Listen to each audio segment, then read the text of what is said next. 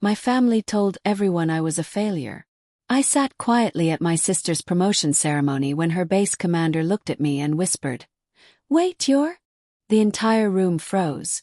Even my dad was speechless. This isn't just a story about a military career. It's about a betrayal, a secret, and the jaw-dropping moment a family's carefully constructed delusion shattered right before their eyes. Can you imagine the look on their faces when they realized the daughter they'd written off as a failure was actually my rank? So, there I was, Jessica Bennett, 34, sitting quietly at my younger sister Stephanie's Air Force promotion ceremony. I deliberately chose civilian clothes that day, no uniform for me. For years, my family had told anyone who would listen that I'd washed out of the military, that I'd failed spectacularly. Little did they know the truth about my actual rank, or the achievements I'd secretly piled up. I'd kept it all hidden, for reasons I was still trying to fully grasp myself. But what happened next, when the base commander spotted me, changed everything between us forever. Growing up in our small Connecticut town, everyone knew everyone, and more importantly, everyone knew the Bennetts. We had this proud military legacy, stretching back generations. My dad retired as an Army colonel after 27 years. My grandpa was a Navy captain who fought in 2 wars. My older brother, Marcus, he followed suit, becoming a Marine major. The Bennett name, it carried weight in military circles, but here's the kicker. That weight was only meant to be carried by the men. In our household, gender roles were etched in stone. Men joined the military to serve, to protect. Women, we supported from home, raised the kids, kept the legacy alive through our sons. That was the natural order of things, according to my father. I can still hear him booming it at family gatherings. Bennett men fight. Bennett women support. That's how we've survived and thrived. But me, I never fit that narrative. Not even close. From my earliest memories, I was obsessed with military strategy, with leadership. While other girls played with dolls, I was devouring books about historic battles. My dad's study was a treasure trove of military history and tactical manuals, and I'd sneak in there whenever he was gone, poring over maps, captivated. When he caught me at age 10, instead of encouraging me, he just laughed. "That's cute, Jess," he said, "but these are serious books for serious men. Why don't you go help your mother in the kitchen?" That moment, it should have crushed me. Instead, it ignited something inside. A quiet, burning determination that would eventually define my entire life. I stopped sharing my interests with my family, but I never stopped pursuing them. By high school, I was excelling academically, joining JROTC, snagging leadership roles in every extracurricular I could. My teachers saw potential. My guidance counselor urged me to aim high. But at home, my achievements were always a footnote to Marcus's military glory or Stephanie's more conventional successes. Then came the first gut punch during my senior year. I'd worked my tail off applying to West Point. Late nights studying, extra miles running, perfect grades. When the acceptance letter arrived, I was ecstatic. This was it. My chance to prove myself. I announced the news at dinner that evening, hoping for a flicker of pride in my father's eyes. Instead, he slowly set down his fork and gave me a look I'll never forget. It wasn't anger. It was worse. It was pure, utter dismissal. "West Point," he scoffed. You won't last a week in basic training, Jessica. The military isn't for women like you. It'll chew you up and spit you out." My mother reached for my hand, her voice laced with pity. "Honey, why would you want that? You're so smart. You could go anywhere, do anything. Why throw away the chance at a normal life? Marriage, children, don't you want that?" Marcus, home on leave, just laughed openly. "Sis, you can barely handle camping in the backyard. What makes you think you can handle military life?" The only one who didn't speak was Stephanie, 2 years younger, watching silently, her eyes darting between us. "I'm going," I said, my voice surprisingly steady despite the hurricane raging inside me. "I've been accepted, and I'm going." My father just shook his head. "You'll be back home within a month. Mark my words." And we'll have to listen to you explain why you failed for the rest of our lives. That night, I celebrated alone in my bedroom. No cake, no congratulations, no family photos. Just me and my acceptance letter, my fierce determination, and the chilling realization that my path forward might very well be a solitary one. What I didn't realize then was that this moment would set the pattern for the next 15 years of my life. Every milestone, every achievement, would be met with the same dismissal. And slowly I would stop sharing those achievements altogether. The summer before West Point was thick with tension. My father barely spoke to me, treating my decision as a temporary rebellion that reality would soon correct. My mother alternated between trying to change my mind and sadly packing my things, as if sending me off to some tragic fate. Marcus continued his jabs whenever he called. Stephanie remained the quiet observer, never taking sides. You know, my father said the night before I left, there's no shame in admitting when something isn't for you. When not if you decide to come home, we'll welcome you back. The Bennett name still means something, even if you stumble. I nodded politely, but inside I made a vow. I would never come home defeated. I would rather not come home at all. The next morning, my family drove me to the bus station instead of West Point itself. A 4-hour drive they clearly didn't want to make. As the bus pulled away, I watched them shrink in the rear window. My father's expression was already set in anticipated disappointment. My mother wiped tears. Marcus checked his watch. And Stephanie, for just a moment, raised her hand in what might have been a genuine gesture of support. It was the last time I would allow myself to look back for a very long time. West Point hit me like a physical blow. Despite all my preparation, nothing could truly ready me for the sheer intensity of those first days. The shouting, the relentless discipline, the physical demands that pushed me to my absolute limits. It was everything my father had warned me about and more. That first night, lying in bed after the most grueling day of my life, my muscles screaming, my mind reeling, I wondered if he had been right all along. The other cadets seemed to move with more confidence, respond more quickly. Had I made a terrible mistake?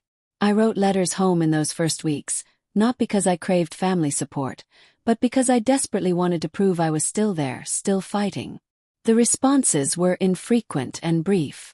My mother's notes were filled with local gossip and thinly veiled suggestions that it wasn't too late to reconsider. My father didn't write at all. But amid the struggle, something unexpected happened. I started to find my rhythm, my strength. And more importantly, I found people who saw me, truly saw me. For the first time in my life, Diana Lewis became my first true friend at the academy.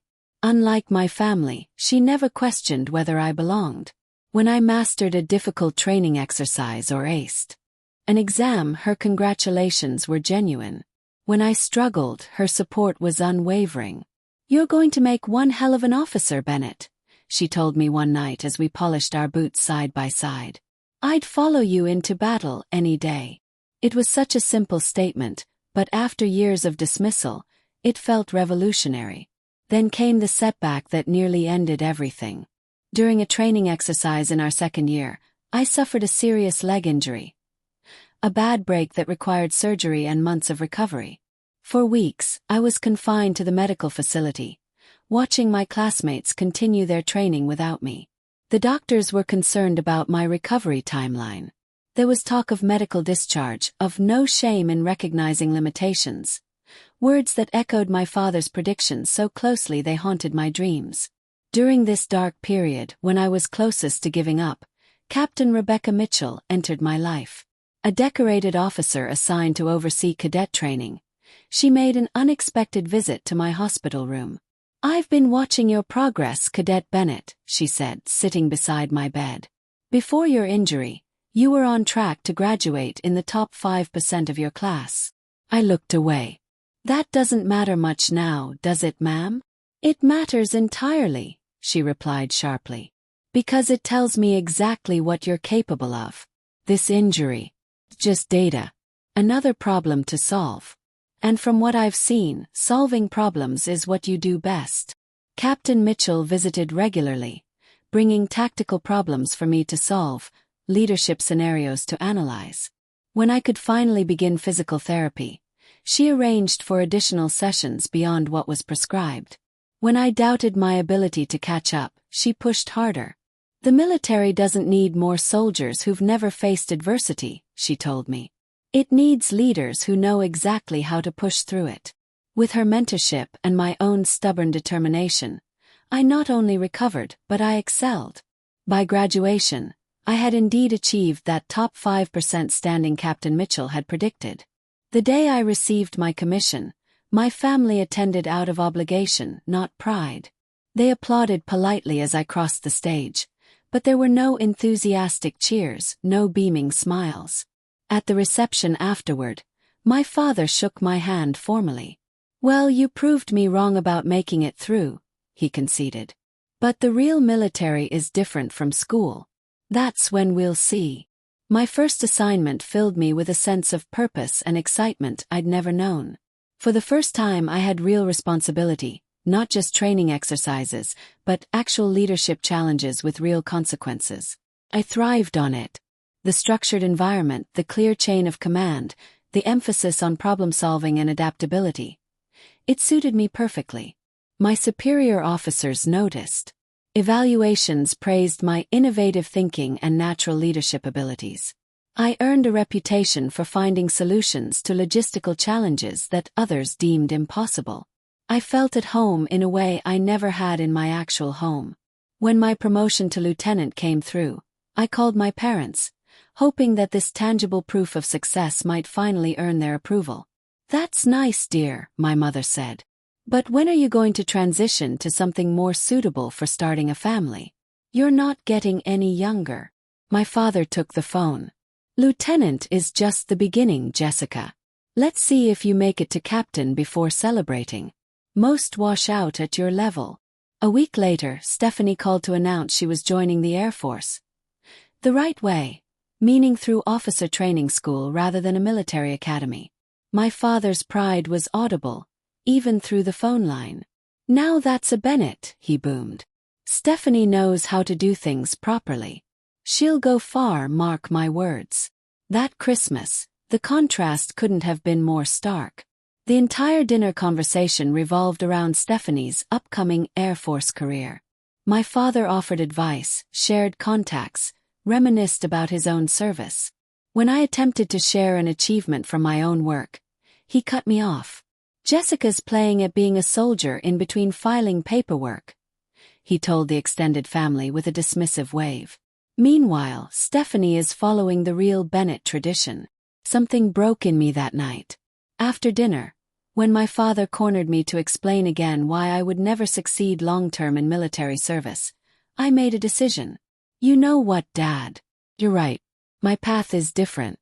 So different that from now on, I'm not going to bore you with the details." He smiled, interpreting my words as an admission of his correctness, rather than the firm boundary they actually were. From that point forward, I stopped sharing my military career with my family. No more updates on promotions, no stories about my deployments or responsibilities.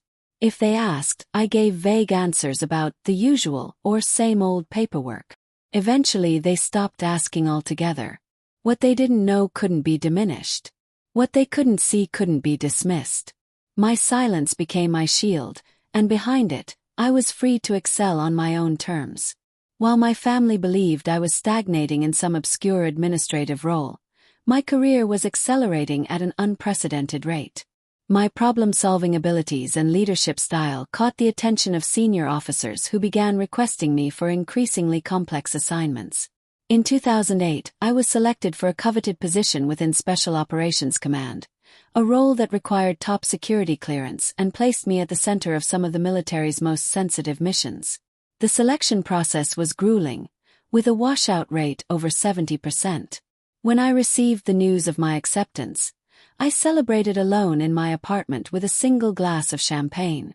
There was no one to call, no one who would understand what this achievement truly meant. It was during this assignment that I met Ryan, an intelligence officer whose analytical mind matched my own. Our relationship developed slowly, built on mutual respect and shared experiences that civilians could never fully understand. When we eventually married in a small ceremony on base, my family attended out of obligation, looking uncomfortably out of place among my military colleagues. "What exactly does your husband do?" my mother whispered during the reception. "And what do you do now? You've been so secretive." "We both work in military intelligence," I answered truthfully but vaguely. "That's all I can really say." My father interpreted the secrecy as embarrassment rather than classification requirements. He cornered Ryan by the bar. "Jessica was always stubborn about the military thing," he told my new husband. "Never wanted to admit it wasn't for her. Good to see she found someone who understands the system better than she does." Ryan, to his credit, remained polite despite his confusion. Later that night, as we prepared to leave for our honeymoon, he asked the question that had been brewing all evening. "Why does your family think you're some kind of military failure? Your father talked to me like I was babysitting you through a career you can't handle." I sighed, finally sharing the full, painful history of my family's dismissal. "It's easier this way. They've created a narrative about me, and anything I say to contradict it just creates conflict. So I let them believe what they want." "But you're one of the most respected officers in your division," Ryan protested. "Your work has literally saved lives. How can they not know who you really are?" "Because they've never wanted to," I answered simply. As my security clearance level increased, so did the legitimate reasons for my privacy. My rapid promotions continued, fueled by a series of successful operations that earned commendations I couldn't display and recognition I couldn't acknowledge outside classified circles. Meanwhile, my family's narrative about me evolved. No longer was I just failing at a military career. Now I had mental health issues that explained my privacy and reluctance to discuss my work. This new story spread through family gatherings and hometown connections like wildfire. "Such a shame about Jessica," I overheard my aunt telling a cousin at a family reunion. "Military experiment didn't work out, and now she's too proud to admit it. Mary says she's got anxiety problems now. Can't even talk about what she does." My mother did nothing to correct these misperceptions. Instead, she fed them with concerned glances and vague references to supporting Jessica through her challenges, all while continuing her campaign to fix my real problem, my focus on career over family. "I met the nicest young man at church," became her standard greeting during our increasingly infrequent phone calls, despite my marriage to Ryan. "He's leaving the service to start his own business. Much more stable for raising children." While my family constructed this fictional version of my life, my sister Stephanie continued along her conventional military path. She advanced at a normal rate, earning standard promotions and assignments that my father celebrated as exceptional achievements. Every family gathering featured updates on Stephanie's latest accomplishment, always followed by a concerned glance in my direction and a quick subject change. "Stephanie's been selected for the leadership training program," my father announced proudly during a Thanksgiving dinner. Following in my footsteps, just as a Bennett should. He turned to me, lowering his voice to what he probably thought was kindness. "Not everyone is cut out for advancement, Jessica. There's no shame in serving in a supporting role." Ryan squeezed my hand under the table as I nodded and smiled, knowing that just the previous month, I had designed the strategic framework for the very program Stephanie was entering. After that holiday, Ryan and I made the difficult decision to limit our family interactions to major events only. The constant dismissal was taking a toll on both of us, creating a tension that followed us home like an unwelcome shadow. "I hate watching them underestimate you," Ryan confessed. "It makes me want to tell them exactly who they're talking down to." I appreciated his protectiveness, but knew that revelations would only create more problems. "They wouldn't believe you anyway," I told him. "They just think you were trying to protect my feelings." Then came the mission that changed everything. A classified operation involving multiple military branches required coordination at the highest levels. The planning was intense, the execution flawless, and the results significant enough to earn private recognition from military leadership that couldn't be publicly acknowledged. In the aftermath, I was approached about a specialized leadership track, one that would place me on an accelerated path to becoming one of the youngest female generals in our branch's history. The selection was based on a combination of field performance, strategic thinking, and leadership potential that had been carefully observed over years.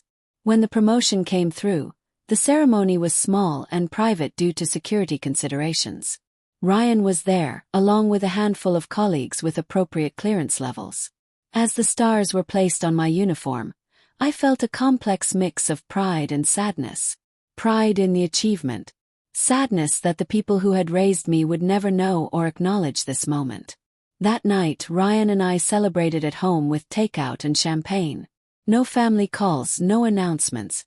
Just the quiet recognition between us of how far I had come despite every prediction of failure. To General Bennett, Ryan toasted, clinking his glass against mine. The secret success story. I smiled, but felt the familiar ache of family estrangement. Sometimes I wonder if it would have been different if I'd fought harder to make them see me. Ryan considered this. Maybe. But at what cost? Would you have made the same decisions, taken the same risks, pursued the same path if you were constantly fighting for their approval? His question stayed with me long after that night. Had the distance from my family actually enabled my success rather than detracted from it? Had their dismissal freed me to define achievement on my own terms? I was still pondering these questions when the invitation arrived for Stephanie's promotion ceremony. After rising steadily through Air Force ranks, she was being promoted to major, a significant achievement, worth celebrating. Despite our complicated history, she was still my sister. And so, after careful consideration, I decided to attend. What I couldn't have anticipated was how that simple decision would finally bring my two worlds crashing together in the most public, most undeniable way possible. The invitation to Stephanie's promotion ceremony sat on our kitchen counter for 3 days before I made my decision. My initial instinct was to decline politely, send a gift, and avoid another family gathering where I would inevitably be the odd Bennett out. But something, perhaps a lingering hope for reconciliation, made me hesitate. You don't have to go, Ryan said, watching me stare at the invitation for the 100th time. No one would blame you for protecting yourself. She's my sister, I replied simply. Despite everything, that still means something. If you do go, Ryan said carefully, how do you want to handle it? Will you wear your uniform? Question gave me pause. My uniform, with its stars and decorations, would make concealment of my rank impossible. It would force a confrontation I wasn't sure I wanted. Civilian clothes, I decided. This is Stephanie's day. I don't want to create a situation. Ryan nodded, though I could see the disagreement in his eyes. I have meetings I can't reschedule, but I can try to join you later if you want support. I'll be fine, I assured him with more confidence than I felt. It's just a few hours. The morning of the ceremony, I chose my outfit carefully. A conservative blue dress that wouldn't draw attention. Minimal jewelry, hair pulled back neatly. Professional but unmistakably civilian. As I drove to the Air Force Base, I rehearsed responses to the inevitable questions and comments, preparing myself for the subtle digs and dismissals that had become family tradition.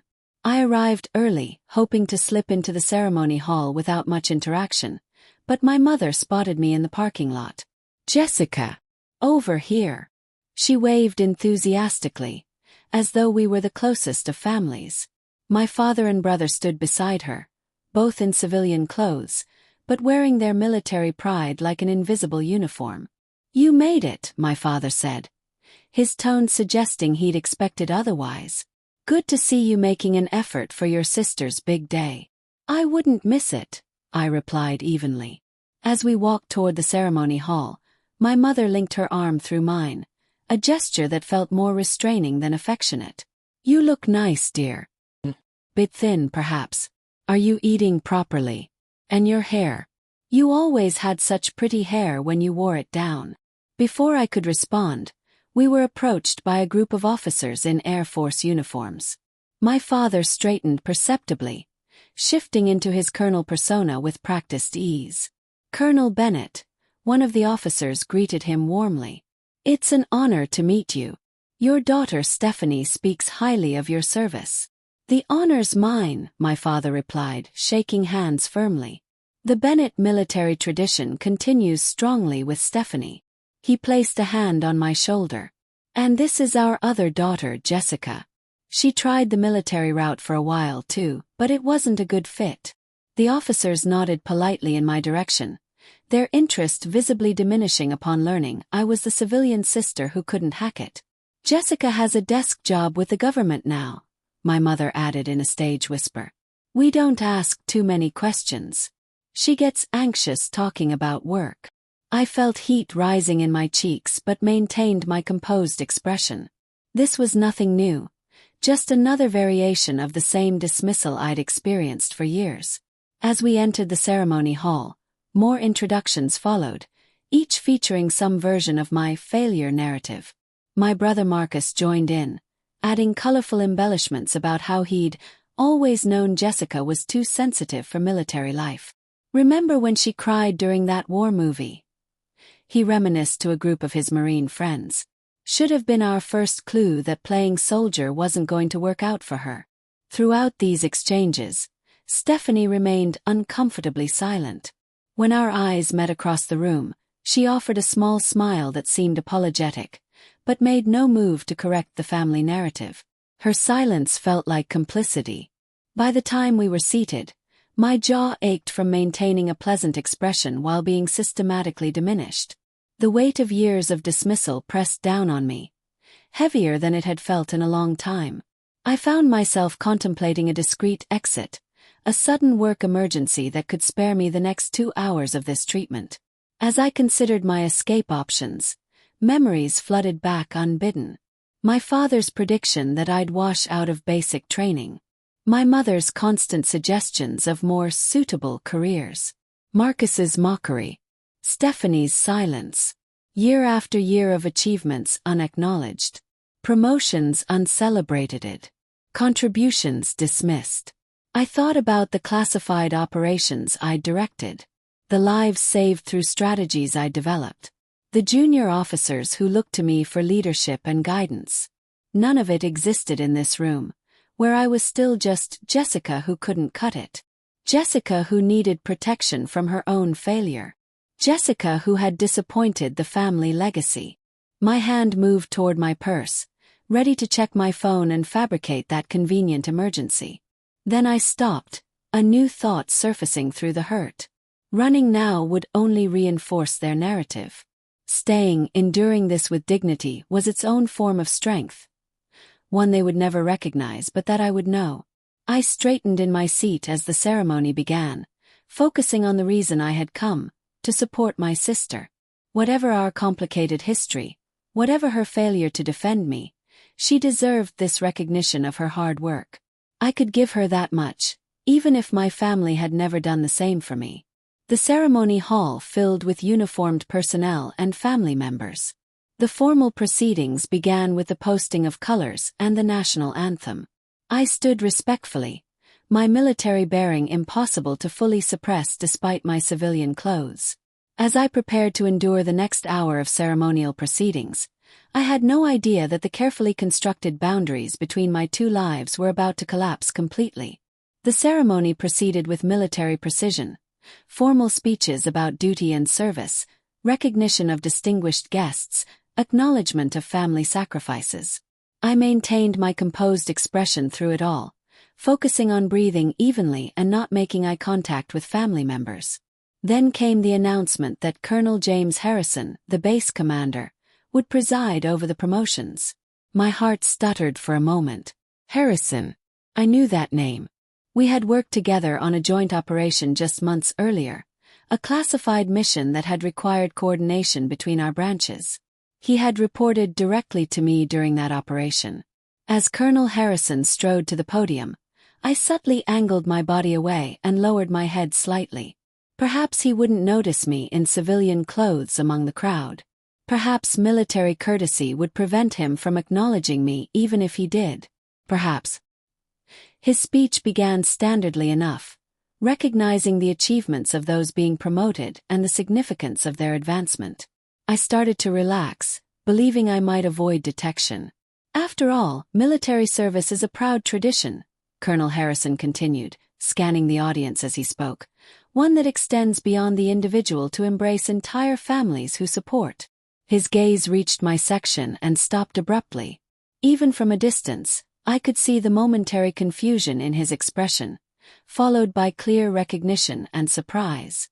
A barely perceptible break in his speech followed before he recovered and continued. I kept my expression neutral, hoping against hope that he would maintain protocol and continue without acknowledging me.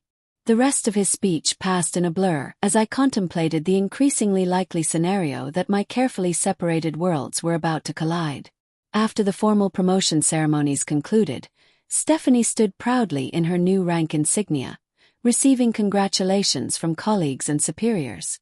My family clustered around her, basking in reflected glory. I stood slightly apart, offering a supportive smile when our eyes met, but maintaining a respectful distance from the military formalities. I was contemplating a subtle exit when I saw Colonel Harrison making his way through the crowd in my direction. His purposeful stride and direct gaze left no doubt about his destination. I straightened instinctively, military bearing taking over despite my civilian dress. He stopped directly in front of me, his expression still registering surprise beneath his professional demeanor. Then, in a voice just loud enough to be heard by those nearby, including my family, he addressed me with unmistakable respect. "Ma'am, you're the General. General Bennett." The conversations around us stopped abruptly. My father, who had been mid-story about Stephanie's childhood determination, turned slowly.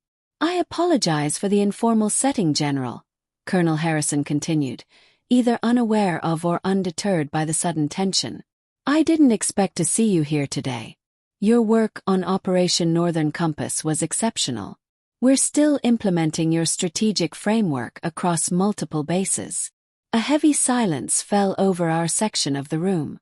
I could feel my family's confusion and disbelief radiating like physical heat. "Thank you, Colonel Harrison," I replied evenly.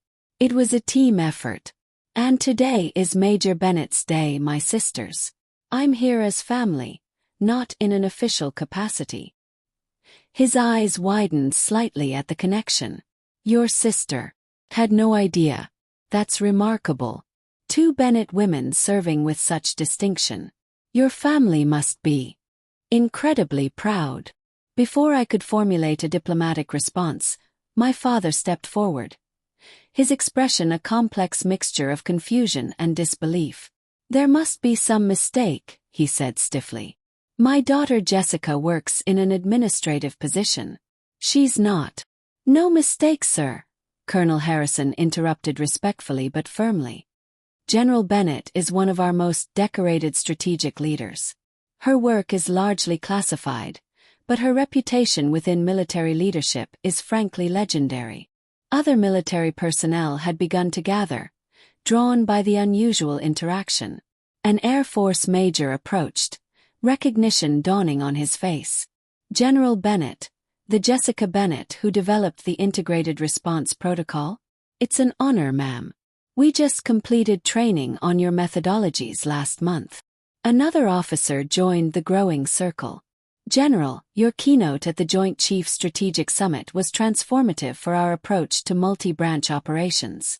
As more military personnel approached with similar comments of respect and recognition, my family remained frozen in place. My father's face had drained of color. My mother's hand was pressed against her mouth. Marcus stared with undisguised shock. And Stephanie? Her expression was the most complex of all, a mixture of surprise, confusion, and something that looked almost like betrayal. Colonel Harrison, now acutely aware of the awkward situation, attempted to provide a graceful exit. "I apologize for interrupting your family celebration, General. Perhaps we could schedule a meeting next week to discuss the expansion of the training program." "Of course, Colonel. My office will contact yours." With a respectful nod, he withdrew, taking most of the other officers with him. In their wake, the silence among my family was deafening. My father was the first to speak, his voice barely controlled. "What exactly is going on here, Jessica?" I met his gaze steadily. "Perhaps we should discuss this privately." "Yes," my mother agreed quickly, her social instincts kicking in despite her obvious shock. "Let's find somewhere quiet." We moved as a unit to an empty conference room adjacent to the ceremony hall. As the door closed behind us, the questions erupted. "General," my father's voice was incredulous. "What kind of game are you playing? When did this happen?" my mother demanded.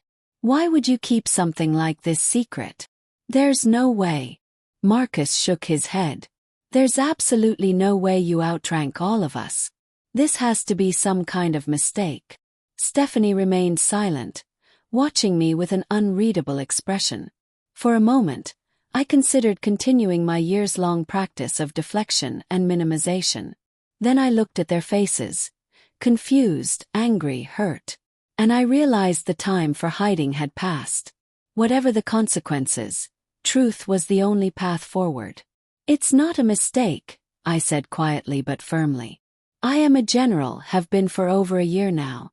Before that, I held progressively higher ranks that I never discussed because it became clear very early in my career that my achievements would never be recognized as valid by this family." The bluntness of my statement seemed to stun them momentarily. "But how?" my mother finally asked. "How could we not know?" "Because you didn't want to know," I replied simply. "Because it was easier to believe I had failed than to reconsider your assumptions about who I could become." My father recovered his composure first, anger replacing his initial shock. He closed the distance between us. His voice lowered but intense. "So this whole time you've been what? Laughing at us? Playing some kind of elaborate game? Letting us believe you were struggling while you were actually succeeding?" I finished for him. "No, Dad. I wasn't laughing. I was protecting myself from exactly this reaction.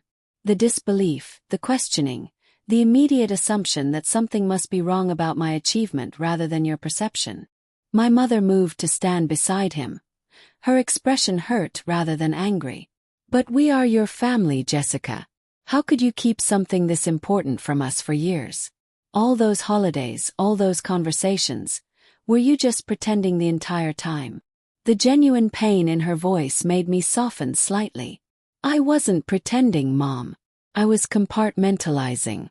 After years of having every military achievement dismissed or diminished, I made a decision to stop sharing that part of my life." "But, General," Marcus interjected, still struggling with the concept, "that's not just any achievement. That's—" He paused, military hierarchy clearly conflicting with his image of his sister. "That's significant. That's historic." "Yes," I acknowledged. "It is. I'm one of the youngest women to achieve this rank in our branch's history. My work has primarily been in strategic operations and intelligence, most of it classified. The accelerated promotion track I was placed on is reserved for exceptional circumstances." "And you never thought to mention this?" my father demanded, his voice rising again. "Not once in all these years." "When exactly should I have mentioned it, Dad?" I countered, years of suppressed frustration finally surfacing. "When you told the Sullivan family at Christmas that I just couldn't cut it in real military service. Or when you explained to Grandpa that I had found my level in a desk job. Or maybe when you introduced me to your old military buddies as our daughter who tried the army but wasn't Bennett material." Each example landed like a physical blow. My father took an involuntary step back. "I never said you did," Stephanie interrupted quietly, speaking for the first time. "We all did, or we stood by while it was said. We created a story about Jessica," she continued. "And we never questioned it.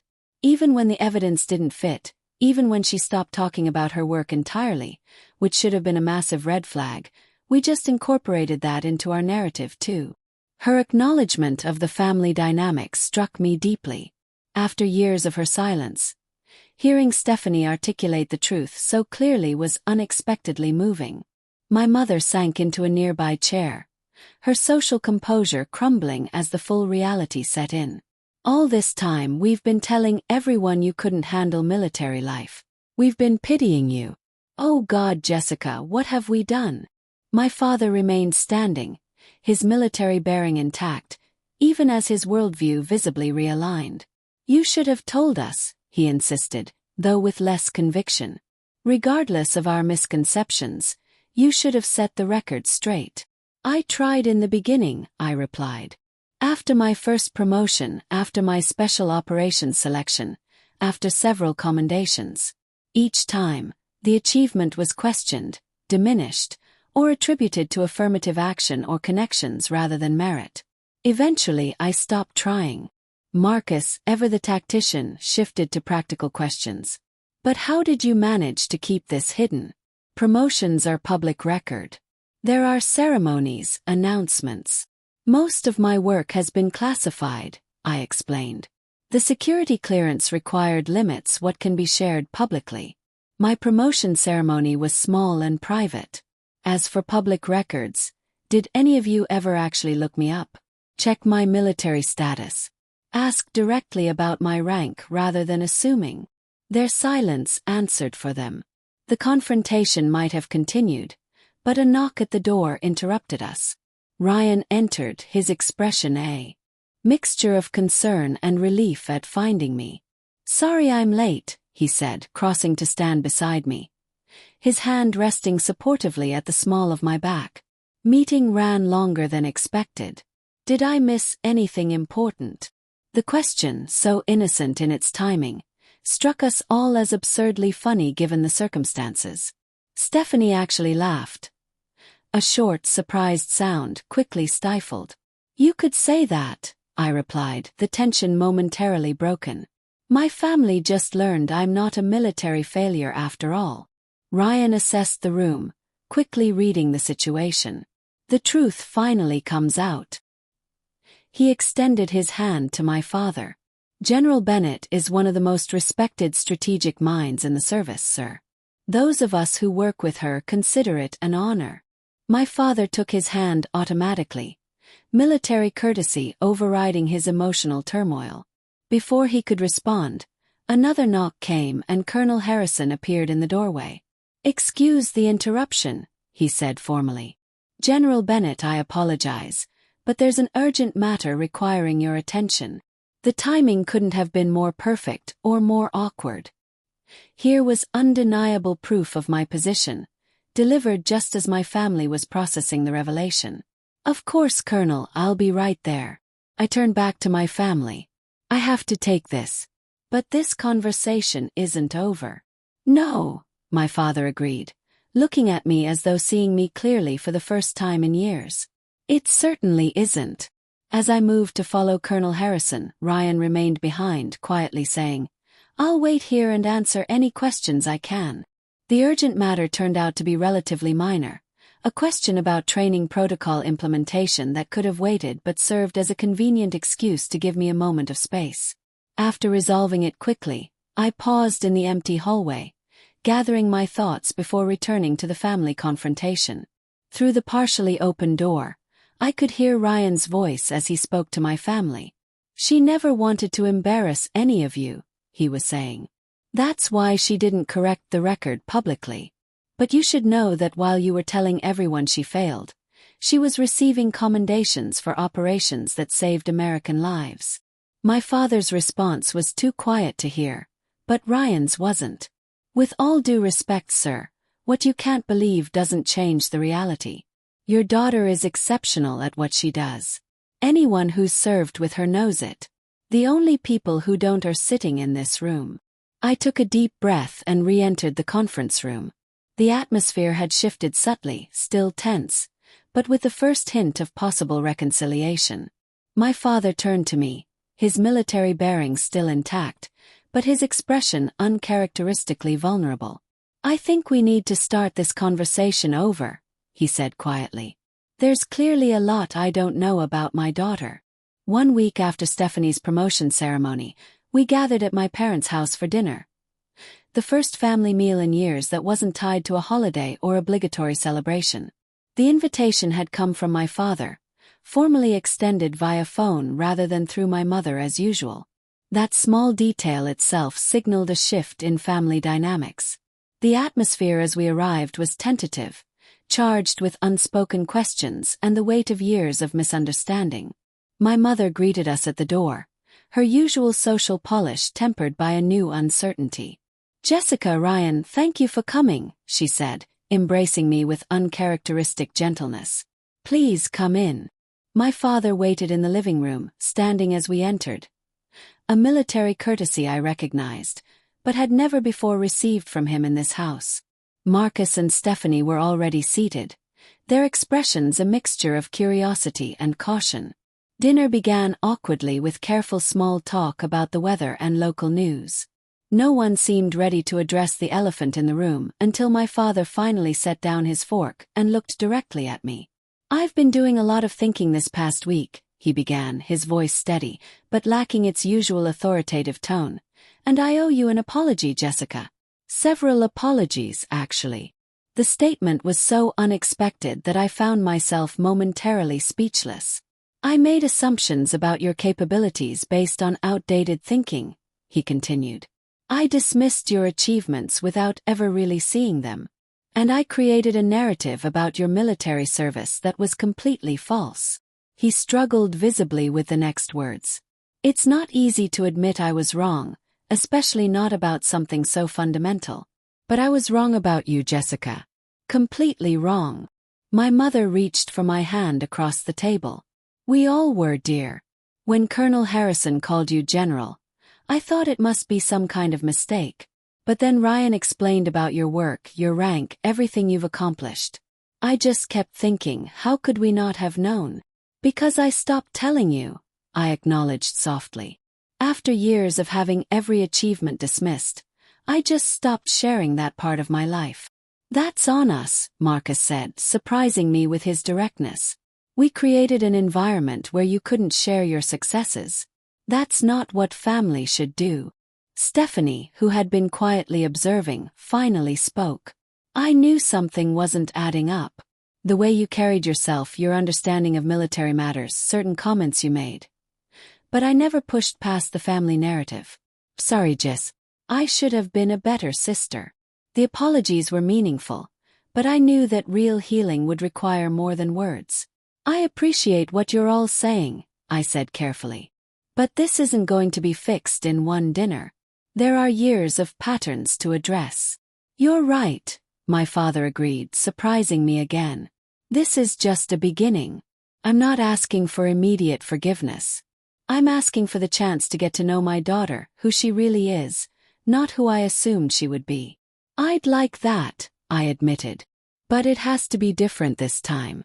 I need to know that my achievements won't be dismissed or explained away. That you'll actually hear me when I speak. What can we do to prove that?" My mother asked sincerely. "For starters," I said, "you can ask questions, real questions about my work, what I can share of it, without immediately filtering it through your preconceptions. You can acknowledge that my path, while different from what you expected, has value." My father nodded slowly. "That seems entirely reasonable." The conversation gradually shifted, becoming more natural as my family began asking genuine questions about my career. I shared what I could about my work, my leadership philosophy, the challenges of my position. For the first time I felt them listening, really listening, to who I was rather than who they'd expected me to be. As the evening progressed, I realized that while the hurt hadn't disappeared, something new was emerging in its place. The possibility of an authentic relationship, based on who we actually were rather than family mythology. The healing process continued over the following months, sometimes awkwardly, sometimes painfully, but steadily. My mother stopped suggesting alternative careers and began asking thoughtful questions about my current one. Marcus, after initial difficulty adjusting to our reversed hierarchy, found a new respect that gradually evolved into genuine brotherly pride. Stephanie and I developed a closer relationship as fellow military women, sharing experiences and perspectives we'd never before discussed. My father's journey was perhaps the most profound. His lifelong beliefs about gender roles and military service were fundamentally challenged by my success. It wasn't an easy transition for him, but I watched him wrestle with his preconceptions, gradually replacing them with a new understanding. 6 months after Stephanie's promotion ceremony, I received formal recognition for a strategic initiative that had transformed inter-branch operations. The ceremony would be public, one of the rare occasions when my work could be openly acknowledged. After some consideration, I sent invitations to my family. I didn't expect them to attend. The venue was several states away, the timing inconvenient. I sent the invitations more as a gesture of inclusion than with any real expectation. So when I stepped onto the stage and saw them in the audience, all of them dressed formally and sitting attentively, I momentarily lost my composure. My father sat straight-backed in his seat, his expression solemn, but his eyes unmistakably proud. My mother dabbed at tears beside him. Marcus and Stephanie, both in uniform, stood at respectful attention. After the ceremony, as we gathered for photographs, my father approached. For a moment, he simply looked at me in my full dress uniform, stars on my shoulders, medals across my chest. "I was wrong about you," he said quietly. "I've been wrong about a lot of things, but I'm learning." He extended his hand formally. "Congratulations, General Bennett. Your service honors our family." The words I'd once longed to hear now brought a complex mix of emotions. Validation, certainly, but also the recognition that I'd long since stopped needing his approval to know my worth. "Thank you, Dad," I replied, shaking his hand. Then, setting protocol aside, I hugged him briefly. "That means something. But you should know I would have done this even if you never recognized it. I had to learn to define success on my own terms." He nodded slowly, understanding dawning in his eyes. "And that, I suspect, is what makes you a good leader." In the months and years that followed, our family relationships continued to evolve. The old patterns occasionally resurfaced during moments of stress or conflict, but we now had the awareness and tools to recognize and address them. It wasn't perfect, but it was authentic in a way our previous interactions had never been. The most profound realization for me was that the journey had never really been about proving my family wrong. It had been about finding the freedom to be fully myself, to pursue excellence without the constant need for external validation. My family's recognition, when it finally came, was meaningful, but not defining. The true victory had been in the quiet moments along the way, when I'd chosen to believe in myself despite every voice suggesting I should doubt. So, what's the question I leave you with today? When faced with others' limited expectations of you, will you fight to change their minds? Or will you focus that energy on exceeding your own expectations instead? Sometimes the most powerful path isn't convincing others of your worth, but building a life so true to yourself that their opinions become irrelevant. Thank you for listening to my story. Remember that the most important recognition will always be the kind you give yourself.